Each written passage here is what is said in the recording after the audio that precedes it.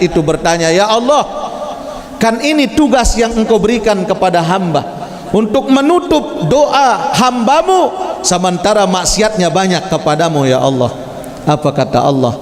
Aku malu kepada hambaku, aku malu kepada hambaku.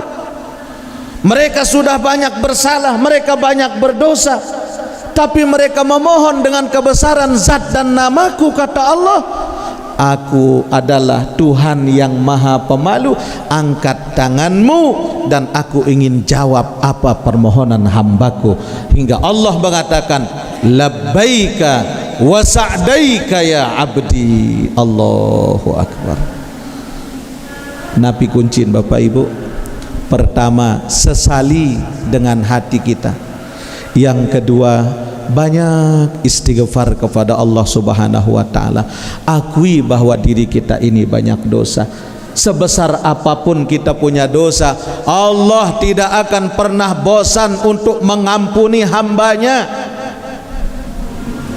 Seluas apapun kita punya salah, besar pengampunan Allah kepada hambanya, Allah tidak ada kata bosan memberikan ampunan kepada kita. Tapi kita sebagai hamba yang banyak bosan mohon ampun kepada Allah, baru diuji sedikit Allah tidak adil, baru susah sekedik kemayangan Allah Ta'ala. Padahal ujian dan rasa susah dan masalah yang kita hadapi adalah dengan sebab perbuatan kita sendiri. Oleh karena nikah para jamaah rahimakumullah, Allah tidak pernah bosan ngampunin dosa-dosa kita, tapi kita yang banyak bosan mohon ampun kepada Allah. Coba lamun terpikir-pikir. Nah barulah yang ketiga kata Imam Ibnu Abbas, apa syarat daripada taubatan nasuha atau hakikat taubah ini? Wal idmar alla ya'udu ilaihi abada. Dan dia harus berjanji kepada Allah bahwa tidak akan mengulangi kemaksiatan itu selama-lamanya. Berjanji kan Allah Ta'ala bahwa kita enggak akan ngulangin kemaksiatan itu lagi, kita enggak bakal ngulangin kesalahan dan dosa itu lagi. Kenapa? Karena kita malu sama Allah Subhanahu wa ta'ala. Kita malu kepada Allah Bapak Ibu. Coba lamun terpikir-pikir. Bismillahirrahmanirrahim. Kenapa kita wasilah melalui Nabi Muhammad?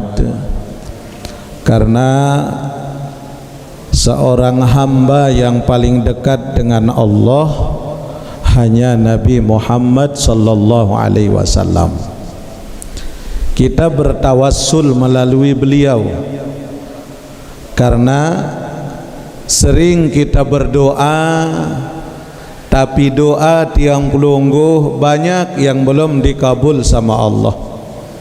Banyak tidak? Banyak ya. Kenapa doa kita banyak yang belum diijabah sama Allah? Karena doa kita terhijab dengan dosa yang kita lakukan. Doa kita banyak, dosa kita jauh lebih banyak dari doa-doa kita, sehingga doa-doa kita banyak yang terhijab kepada Allah. Maka satu-satunya jalan agar tidak ada hijab, maka sampaikan doa itu kepada Allah melalui wasilah Rasulullah sallallahu alaihi wasallam. Ibarat kata para jamaah, pelungguh sami ingin buat proposal ke gubernur. Kalau pelungguh tidak punya orang dekat di gubernuran, jangan harap kalau proposal pelungguh bisa terisi. Jangan harap. Terkadang sampai proposal kita, sampai proposal pelungguh jo kantor gubernur, lagu ende nolak terbaca, sampai lek derika langsung tertimbang, terjual malik jadi rongsokan. Kenapa? Kalau kita tidak punya orang dekat. Begitupun kepada Allah, kita ingin cepat doa kita dikabul, maka tawassulkan doa itu melalui Nabi Muhammad.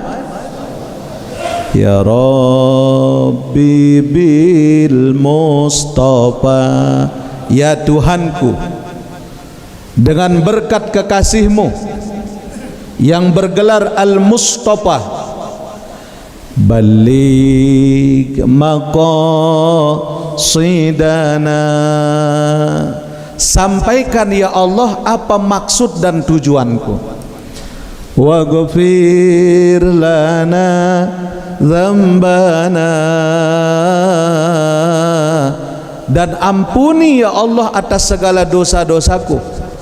Ya wasi'al karami, duhai Tuhan yang maha luas ampunannya, duhai Tuhan yang maha mulia dengan kemuliaannya.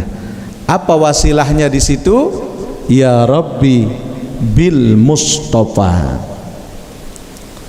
Siapa yang mengajarkan kita berwasilah, bertawassul? Nabi Adam alaihissalam. Nabi Adam, Bapak Ibu, 450 tahun beliau bertaubat hanya dengan satu kesalahan. 450 tahun Nabi Adam bertaubat, arak seke salah nah. Ngantri Nabi Adam bertaubat kepada Allah, belum dikabul taubatnya oleh Allah. Tapi apa yang menyebabkan taubatnya Nabi Adam diterima oleh Allah? Nabi Adam bertawassul dengan menyebut Nabi Muhammad sallallahu alaihi wasallam. Allahumma bihaqqi Muhammad ighfirli khati'ati. Ya Allah, aku mohon kepadamu berkat kemuliaan kekasihmu Muhammad, ighfirli khati'ati, ampuni segala kesalahan-kesalahanku. Itu wasilahnya, tawassulnya Nabi Adam. Yang kedua, kita banyak tawassul. Kapan kita tawassul? Di dalam sholawat Badar. Ingat? Tawassalna bismillah wa bil hadi Rasulillah wa kulli mujahidin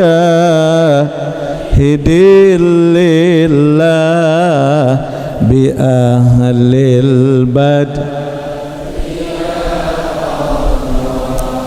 Mana tawassulnya? Tawassalna bismillah, kami bertawassul ya Allah, berwasilah dengan menyebut namamu ya Allah. Apa wasilah pertama? Bismillah. Wabil hadi.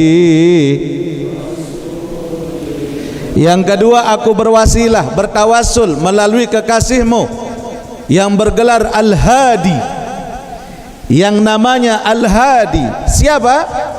Rasul. Wa kulli dan aku bertawassul melalui semua mujahid-mujahid yang telah mati di jalan Allah. Bi ahlil bad, dan aku bertawassul melalui ahli-ahli Badar, ahli-ahli perang Badar. Kata Imam Syayuti, orang yang bertawassul dengan ahli-ahli perang Badar, maka tidak akan tertolak apa yang mereka mohon kepada Allah. Kenapa? Karena yang banyak dari ahli Badar itu adalah orang-orang yang ikhlas. Orang-orang ikhlas. Makanya kita berwasilah, bertawassul dengan doa tadi. Coba ulang sekali.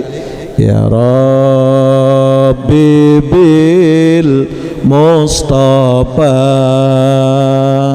baligh maqasidana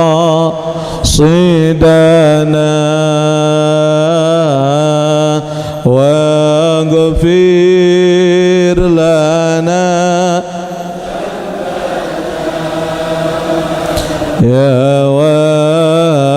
واسع الكرم واغفر لنا ذنبنا يا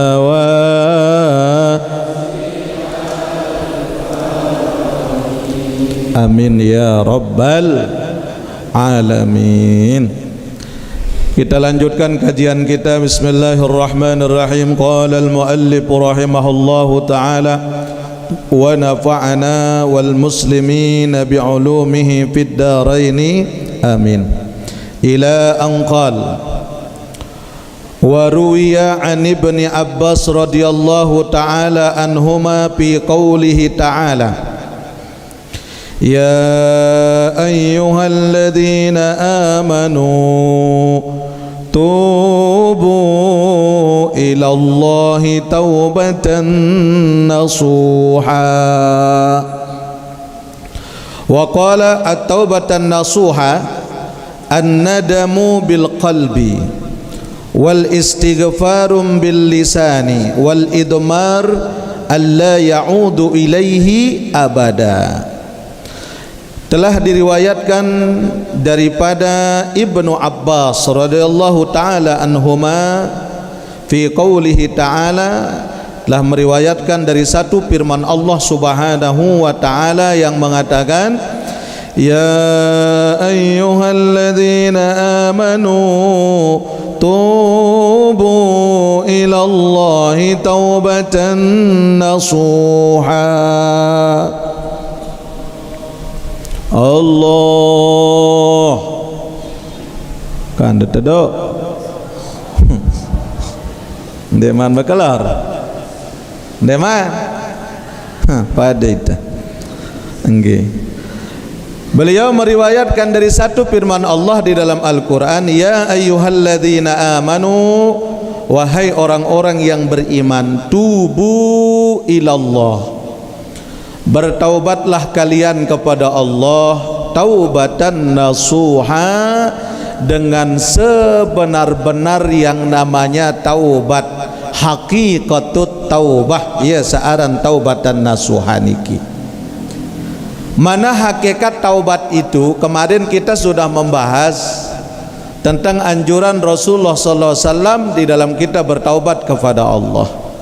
Bahkan kata Nabi, man taba ilallah qoblal ghargharah taballahu ta'ala alaih.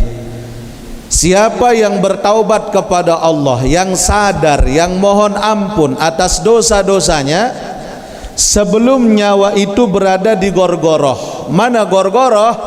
Nele kerongkongan niki, nyawa ini sudah bolak-balik, mau keluar belum bisa, mau balik juga belum bisa, masih berkisar antara ini.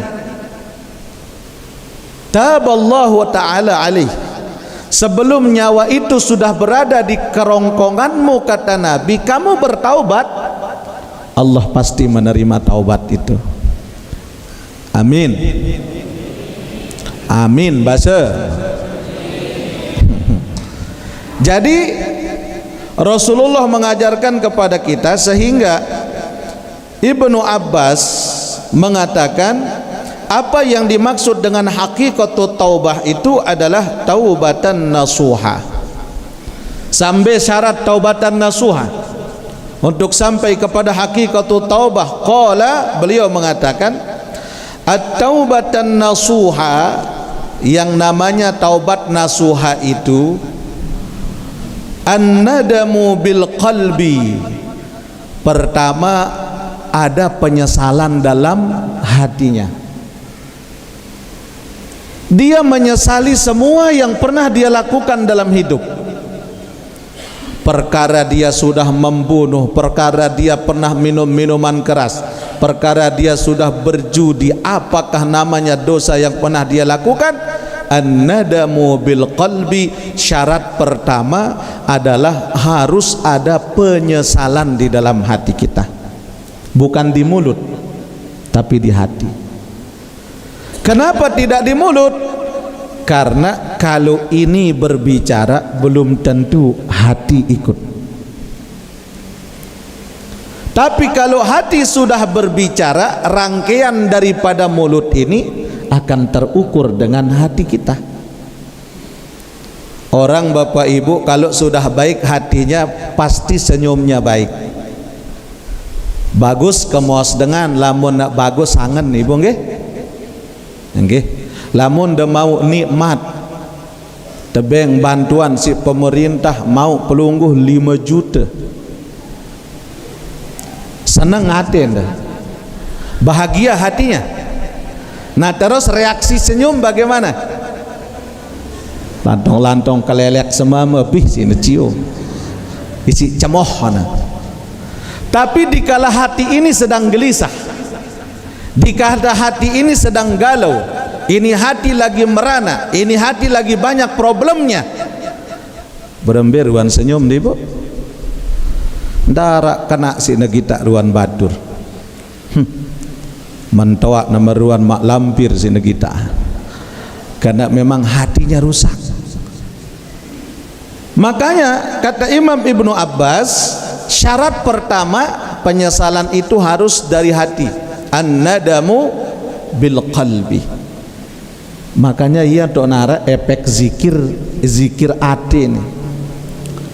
Karena zikir hati ini akan mampu merubah lisan, tapi zikir lisan belum tentu akan merubah tabiat daripada hati kita.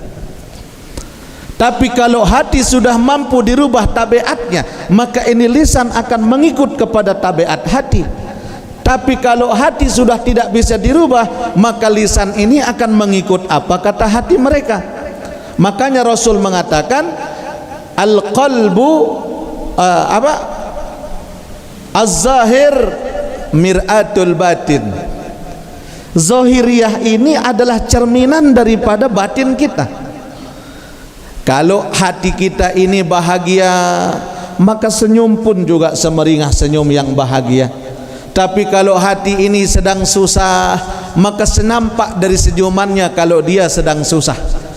Hati ini kalau lagi banyak masalah, maka akan nampak dalam senyuman, bahkan raut wajahnya seperti orang yang bermasalah. Maka bagaimana raut wajah yang zahir tidak akan membohongi kondisi batin kita. Kita taubat kepada Allah, menyesali semua dosa yang pernah kita lakukan. Sesali semuanya kata Allah Subhanahu wa taala. Bahkan Allah lebih senang, lebih cinta kepada hamba yang berdosa namun ingin bertaubat kepada Allah. Allah lebih mencintai hamba yang banyak dosa dan bertaubat daripada hamba yang soleh namun selalu mengakui kebenarannya. Allah lebih senang ngelihat ahli maksiat tapi menyesali perbuatan dosa yang sedang mereka lakukan daripada orang soleh namun sombong dengan kesolehannya. Hati-hati Bapak Ibu. Jadi orang soleh bagus, tapi merasa soleh, hancur amal kesolehan kita. Wah, amun dia je apa lalu den wah mondok dia. Itu doang nyocok jari imam. Merasa soleh 20 tahun pelungguh jadi imam, hancur itu semua gara-gara merasa lebih soleh daripada orang lain. Ketahuilah kesolehan itu anugerah Allah, bukan sifat daripada diri kita. Soleh ni ke anugerah Allah.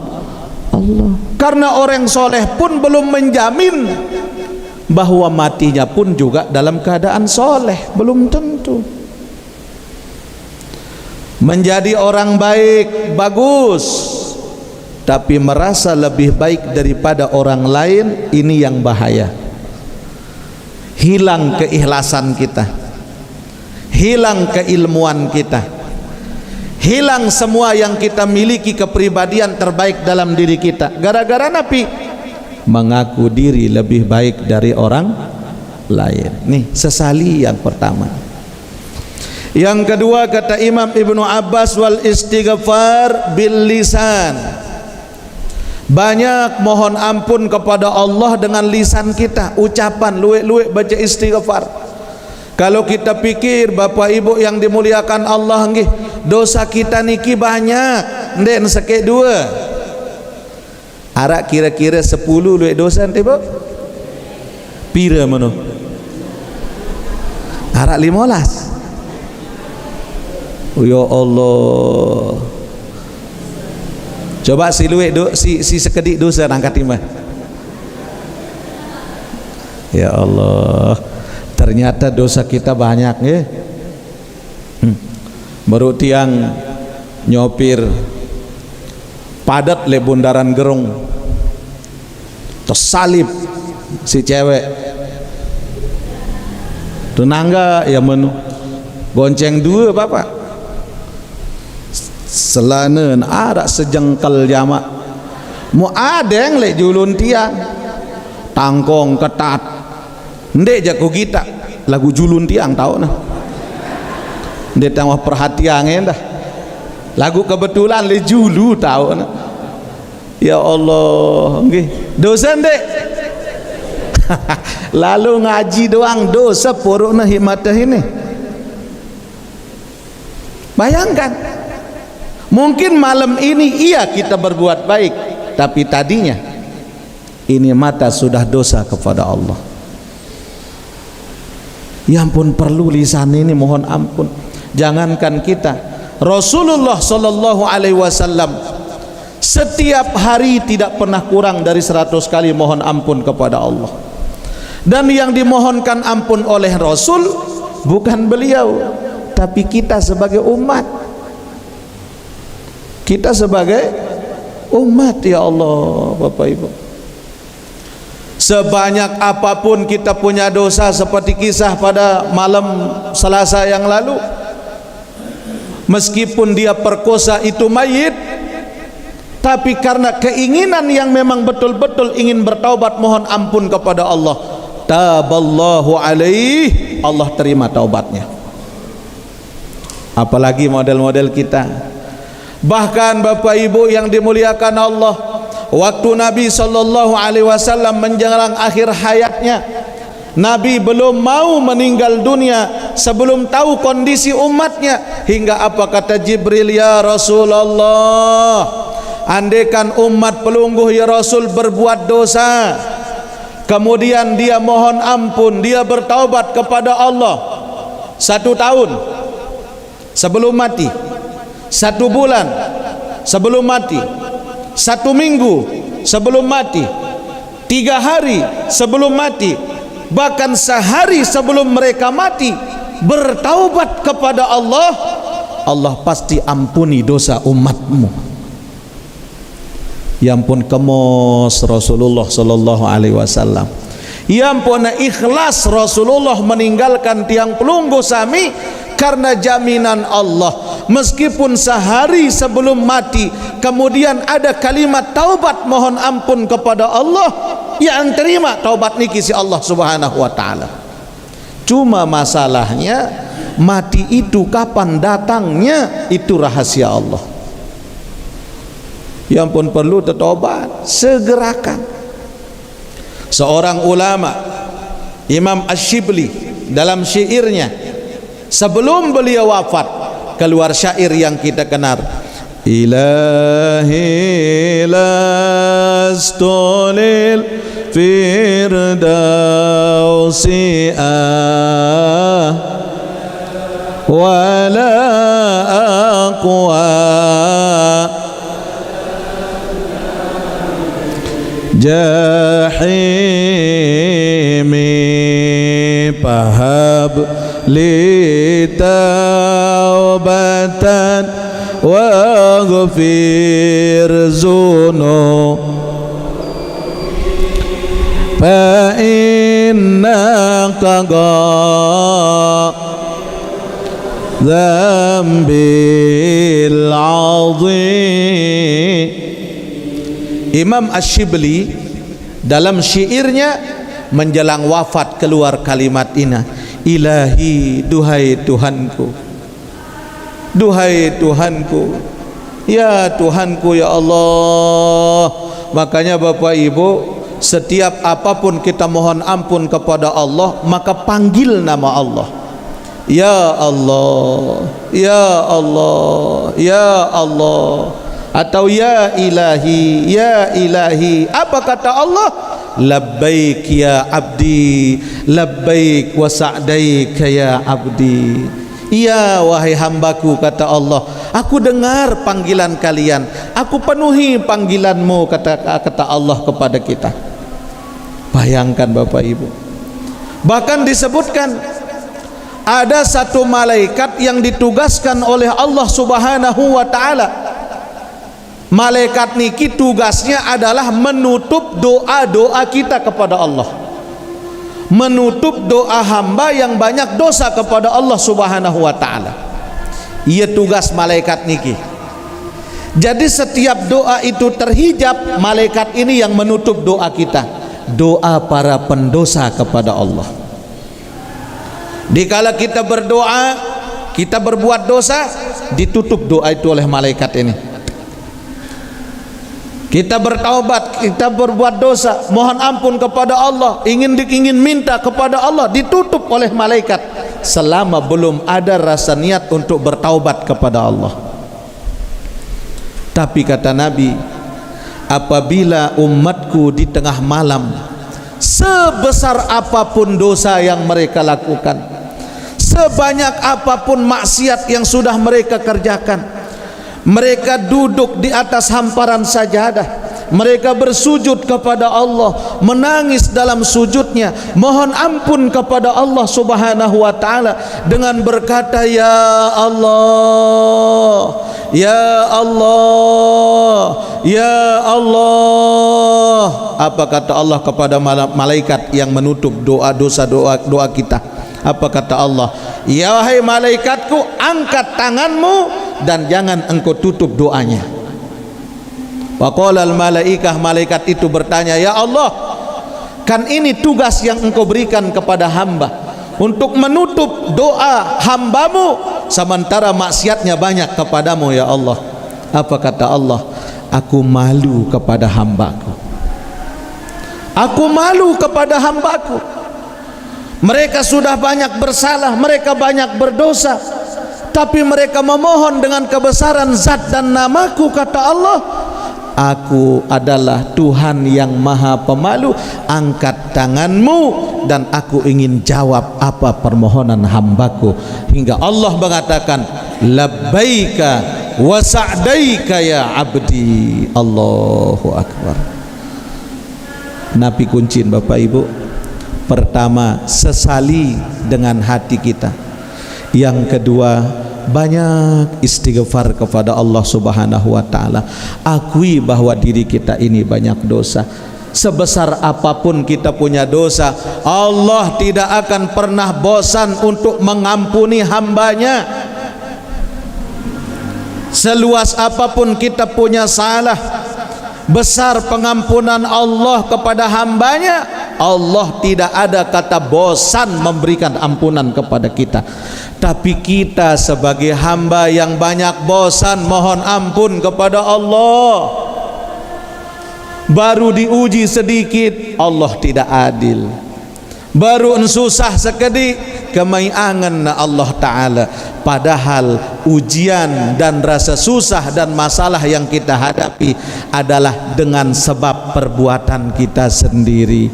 Oleh karena ini para jamaah rahimakumullah, Allah tidak pernah bosan ngampunin dosa-dosa kita, tapi kita yang banyak bosan mohon ampun kepada Allah. Coba lamun terpikir-pikir. Nah barulah yang ketiga kata Imam Ibnu Abbas, apa syarat daripada taubatan nasuha atau hakikat taubah ini? Wal idmar alla ya'udu ilaihi abada. Dan dia harus berjanji kepada Allah bahwa tidak akan mengulangi kemaksiatan itu selama-lamanya. Berjanji kan Allah Ta'ala bahwa kita enggak akan ngulangin kemaksiatan itu lagi, kita enggak bakal ngulangin kesalahan dan dosa itu lagi. Kenapa? Karena kita malu sama Allah Subhanahu wa ta'ala. Kita malu kepada Allah Bapak Ibu. Coba lamun terpikir-pikir.